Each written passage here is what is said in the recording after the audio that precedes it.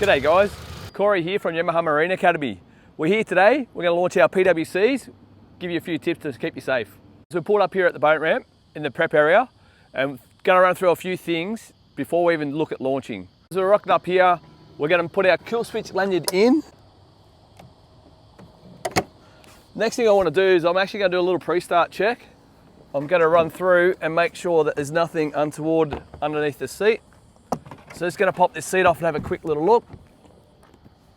Things we're looking at in here is any smell of fuel, any lines that might be split or broken, or anything that's not supposed to be in there, yeah? We've got a waterproof compartment at the back here for anything you don't want to get wet. Go and throw in there. Also got another one here, you can store your phone in here. It's got a nice little slot in there, you can put your phone in. And then also any other things that you want to take, your life jackets or anything else, you can throw on the nose hatch up here with our sand anchor. And before you leave home, one other thing, make sure your life jacket for you and anyone else that's going to ride the ski with you. Two most common things people forget, straps and bungs. So we're going to do those at the same time here. So just going to do those here. You don't want to be reversing down the ramp and realise you haven't got these in. Otherwise you're going to fill the ski full of water. Here's a little tip, before you reverse, flick this lever over.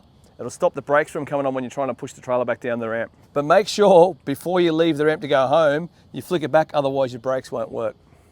Only now you've done all the checks, you're ready to launch. If you've got a lot of things to do, don't do them right here in the prep area. If you're going to do a lot of things, do it over there first, then come to do a final check here in the prep area if it's a really busy day.